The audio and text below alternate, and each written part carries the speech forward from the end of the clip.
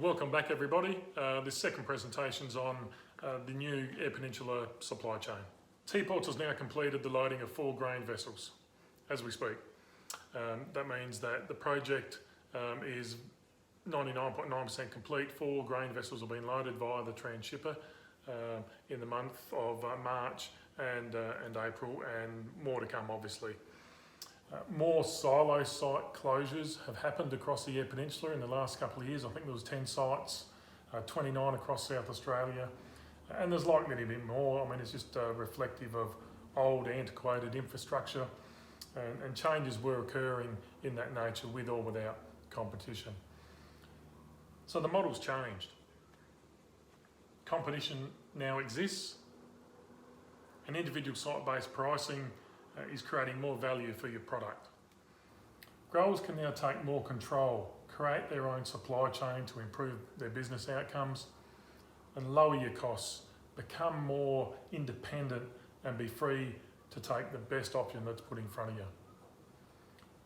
So in the future, you could predict that there'll be only large country sites left across South Australia. That will be the norm, and growers in any case will have to cut longer to that destination. So why not change now with it? Especially those growers who have a more profitable, competitive outcome that Teaports has put in place. So there's a real need now and into the future to really look at the on-farm storage capacity, the harvest logistics, paddock to port, and really identify your farm gate price and deliver direct to port and put those savings straight into your pocket. The new Eyre Peninsula supply chain. As you can see, the catchment area map, there was a few growers that delivered from south of Port Neill, around Ungara and up Toology to Lucky Bay, and also Streaky Bay, and further around Minnipa, north of Minnipa into Locken across to Lucky Bay. So it was a very attractive position for those guys to be in last harvest, and obviously they made the most of it. Traders will now have more confidence to post prices for the harvest 2020. As I said, we're a finished project. We've completed 4 vessels.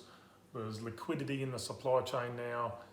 Grain, we've proved ourselves that grain can come from the paddock to the site or to a port and be placed efficiently on an ocean-going vessel via the transhipper.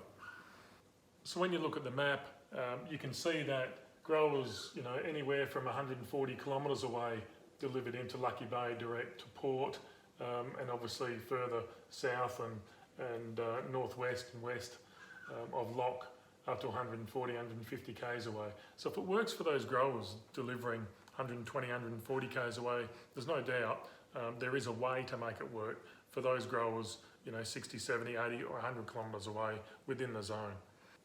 It gives you an opportunity now with this new EP supply chain to critically assess your on-farm positions, look at your business modelling. This is the first time Eyre Peninsula growers have had to do that because of grain supply chain competition. What has a competitive environment brought to the Eyre Peninsula? Well, it's brought choice. A choice to the trade, choice to you guys, the grower. It's given the trade a lower FOB option, competing for your grain out of Lucky Bay. It gives them a choice of supply chains, but ours having the lower fobbing costs, you'd think that that'd be really attractive for the trade, and then they need to reflect that price back on the price board come harvest time and during the forward contract scenario. There's less trucks on the road network travelling south. Those sites right on the lower Eyre Peninsula are probably enjoying competition.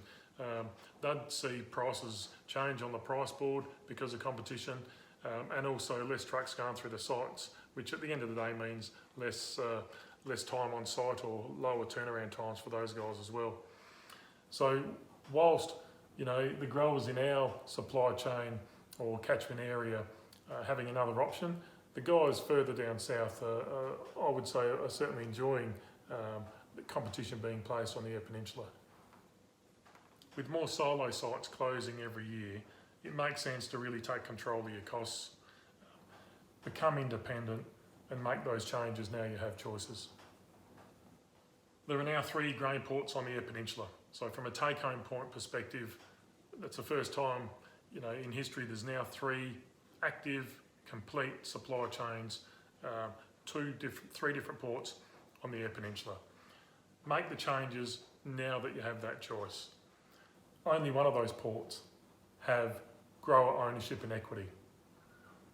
Any future ports will now have an established competitor 60 to 90 kilometres away, and that's a really hard position to be in when you've got no point of difference in business. Create independence for your product. So 120 Eyre Peninsula grain growers now have ownership and equity in this port, in T ports. It required no grower investment dollars, no expensive membership fees, but free equity and supply chain efficiency savings are going straight back to you, the grower, the participant in this new supply chain. Make the most of what is now here. It's a great opportunity to increase your farm gate profits. That's it, guys. Hope you enjoyed it. The next prezzo will be on harvest logistics, on-farm storage and harvest surge capacity in the paddock. Hopefully you'll find that interesting, and look forward to talking to you soon.